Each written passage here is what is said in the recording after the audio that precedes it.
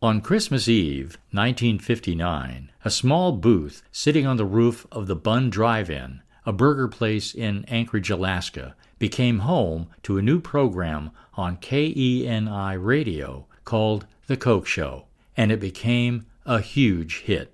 Long before cell phones, Anchorage teens who were listening to The Coke Show picked up their rotary dial phones and called in their dedications and song requests to DJ Ron Moore. And Ron would often speak with teens live on Anchorage radio before playing the songs they requested. The following is from an interview with Ron Moore on Coke Show Memories that you'll find on anchoragememories.com. Ron said the following: "I have often felt that the Coke Show was successful largely because of all the various ingredients it had going on at one time or another. Sometimes it felt like there were too many things happening at once. Being live from the roof of a drive-in restaurant, having dozens of cars in the parking lot honking their horns and being identified by names like GTO Joe, T-Bird Tommy, and many more. Having a live mic way out over the intersection so I could pick up the sound of dual exhausts and tires peeling out. Having local bands as guests in the chicken coop, answering phones, and putting popular bands on either side of the Bun Drive-In roof on weekends, and my spot ended up on top of the chicken coop playing all oldies on Sunday afternoon. So I felt it would be fun to give the kids at home a chance to be heard on the air by making requests and dedications. That resulted in many of them having on-air nicknames. Later, when one of the few audience surveys was released, it gave yours truly the highest rating of my 37-year career. 72% of people listening to the radio were tuning in to the Coke Show, and more than 40% were above the age of 18, which really shocked some folks at the radio station that thought the only listeners were teeny boppers.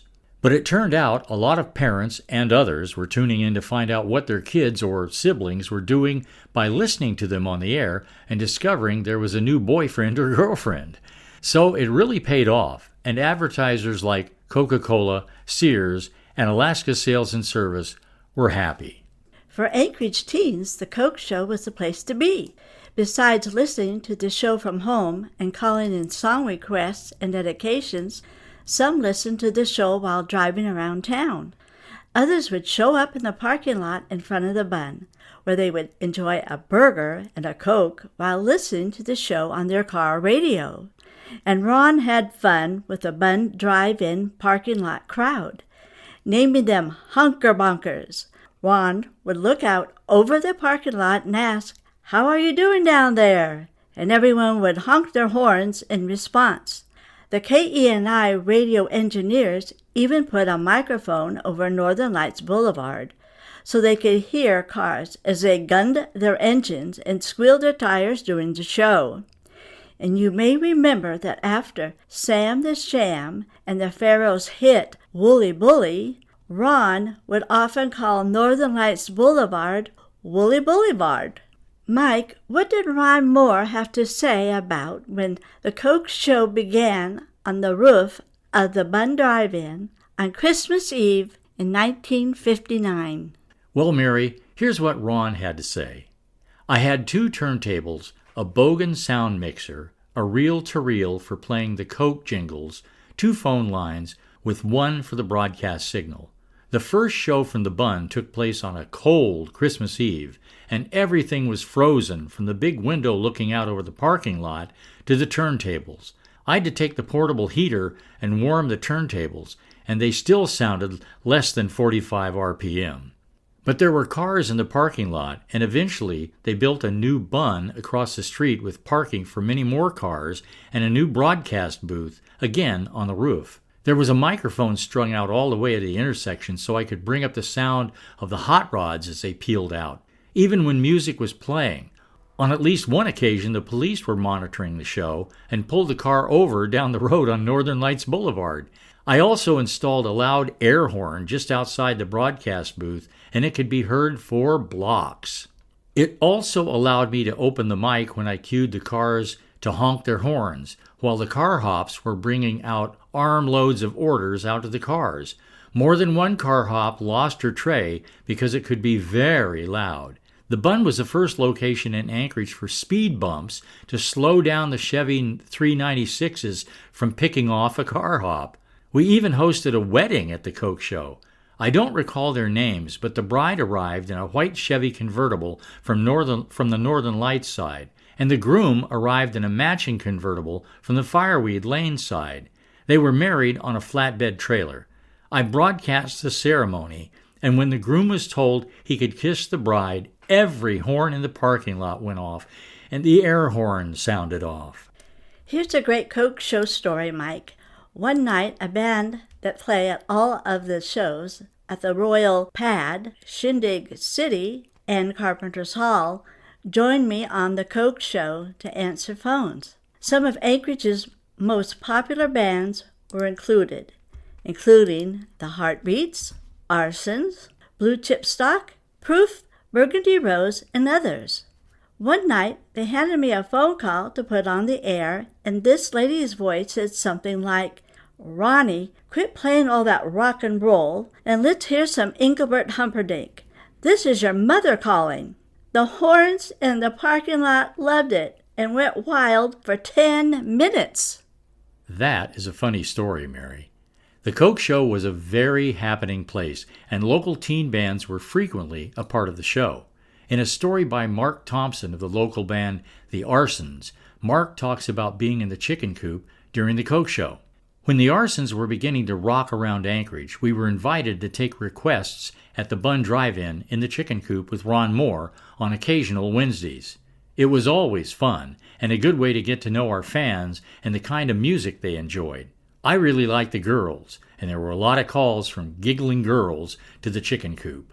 Another very popular local teen band that was featured on the Coke Show was the Heartbeats. Right about the time the band came out with their hit record, Anne. Ron Moore started introducing them as the pulsating Heartbeats. The following is from an interview with John Apostle of the Heartbeats on AnchorageMemories.com. The pulsating Heartbeats came from Ron Moore. He started calling us the pulsating Heartbeats every time he introduced our band on the radio or at dances. It was such a catchy name. We love it. Well, when Ron wasn't able to host the Coke Show, he would have other KENI radio DJs step in for the night. One of those was a young DJ named Jerry Rose, Peter By in real life. The Coke Show had so many things going on that it made it hard to do, so when another DJ was sitting in for Ron, they had their hands full. Anchorage DJ Jerry Rose remembers taking a microphone into the Bun Drive-In parking lot to speak with teens in their cars. Here's what Jerry had to say. "We would often take a microphone down into the parking lot to talk with folks, especially those that wanted to make a dedication. From time to time, we'd get them to honk their horns, but that was rare as it was quite noisy. Of course, while the DJ was in the parking lot, someone, like Michael Doherty of the Alaska VIP Club, would have to be up in the chicken coop to answer the phone and spin the records." Thank you, Peter. During the Coke Show, Ron Moore would say, "From high atop the Bun Drive-In." The small radio booth sat on the roof of the Bun, overlooking the parking lot below. The booth was sometimes called the chicken coop or even the Royal Roost. Why the Royal Roost? Well, on Anchorage Radio, Ron was called the Royal Coachman. He even had a Royal Coachman theme song. You may also recall that Ron's car was called the Royal Coach. So, of course, the studio on top of the roof was at times called the Royal Roost. Ron Moore talks about the radio booth. To my best recollection, the chicken coop was how Ruby Weston referred to the broadcast booth a couple of times, and it stuck. Ruby and Roy Weston built the original Bun Drive-In on the southwest corner of Northern Lights at Fairbanks Street, facing Northern Lights, where the office lounge was located later. It was quite small, with little parking. The broadcast booth was quite small as well. It didn't take too long for it to outgrow the location, so a new and much larger Bun was constructed at the northeast corner facing Gamble Street, but open to Northern Lights, looking across to the Sears Mall, where parking spilled over from the Bun every so often. The Westons sold to Ken and Bobby Haynes, and the broadcast booth was new and larger with room for a couple of guests.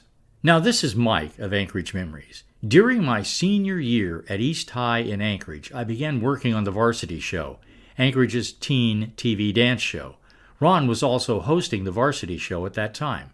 Here's my connection with the Coke Show. Shortly after auditioning for the Varsity Show crew position and being accepted to work on the show, Ron invited me and fellow Varsity Show crew member Bob Martin to work with him during the Coke Show. Our job was to set things up in the small booth on top of the Bun Drive-In just before showtime. We also had to send a sound signal to the main KENI radio studios to make sure the Coke Show program would be heard on the air. We were also responsible for having records ready to play when Ron introduced them and starting the records on time. In addition, we answered the phone when Ron was busy, and we took requests and dedications. Ron gave both me and Bob our on-air names. I was Mighty Michael, and Bob was Rapid Robert. I worked the show every other night, and Bob worked the show when I wasn't there. On my first night working the Coke Show, I was very nervous as I walked up the stairs and unlocked the chicken coop, which was the name Ron gave to the little booth we worked in. Ron would arrive after I set things up, then he would tell me a little about that night's show. Well, I didn't have a clue that my future wife, Mary of Anchorage Memories, known as Mary Callender back then, was out there listening to the Coke Show. After we had been married for some years, we were talking about the Coke Show one evening. I mentioned that I had worked up in the chicken coop assisting Ron Moore during the Coke Show, and that he had given me the name Mighty Michael. Mary looked at me with big eyes and said in amazement, "You're Mighty Michael?" She was delighted. Now at the end of every Coke Show, Ron ended the show with the same song. Do you remember what it was? We'll give you the answer in just a moment. But first, our thanks from the Alaska VIP Club and AnchorageMemories.com to both Ron Moore and Jerry Rose, Peter By, for providing a look behind the scenes at the Coke Show. Everyone appreciates hearing from you and for helping us to remember when, after all these years. Now, the song that Ron Moore played at the end of every Coke Show was Earth Angel by the Penguins. Until next time, Mike and Mary, the Anchorage Memories Club.